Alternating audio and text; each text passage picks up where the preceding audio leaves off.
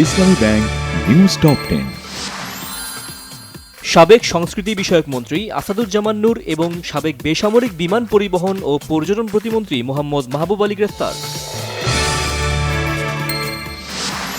অবৈধভাবে ভারতে যাওয়ার পথে ময়মনসিংহের ধোবাউড়ায় ৭১ টেলিভিশনের সিইও মোজাম্মেল হক বাবু ও দৈনিক ভোরের কাগজ পত্রিকার সম্পাদক শ্যামল দত্ত আটক। অন্তর্বর্তীকালীন সরকার অনির্দিষ্টকালের জন্য হলে জনগণ তা মেনে নেবে না বলেছেন বিএনপির মহাসচিব মির্জা ফখরুল ইসলাম আলমগীর। আওয়ামী লীগ সরকারের শাসনামলে প্রশাসনে বঞ্চিত হওয়া কর্মকর্তাদের তালিকা করে তাদের ক্ষতিপূরণ দেয়া হবে জানিয়েছেন সিনিয়র সচিব ডক্টর মোহাম্মদ মোখলেসুর রহমান।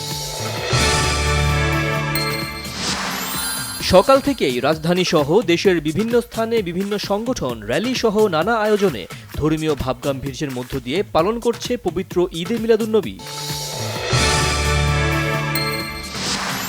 মৌসুমী বায়ু সক্রিয় থাকার পাশাপাশি বঙ্গোপসাগরে গভীর নিম্নচাপের কারণে আজও মাঝারি থেকে ভারী বৃষ্টি হচ্ছে দেশের বিভিন্ন জায়গায়। গেল কয়েকদিনের টানা বৃষ্টিতে জলাবদ্ধতা দেখা দিয়েছে দেশের বিভিন্ন জেলায়। সাতক্ষীরায় বেতনা নদীর বেড়িবাঁধ ভেঙে নিম্নাঞ্চলের বিস্তীর্ণ এলাকা প্লাবিত। যুক্তরাষ্ট্রের ফ্লোরিডায় ট্রাম্পকে হত্যার চেষ্টা, গলফ মাঠে গোলাগুলি থেকে অল্পের জন্য রক্ষা পেলেন তিনি, অস্ত্রসহ এক ব্যক্তি আটক।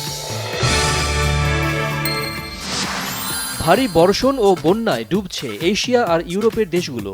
ঘূর্ণিঝড় ইয়াগির প্রভাবে সৃষ্ট প্রবল ঝড়, বন্যা ও ভূমিধসে বিপর্যস্ত মিয়ানমার ও ভিয়েতনাম।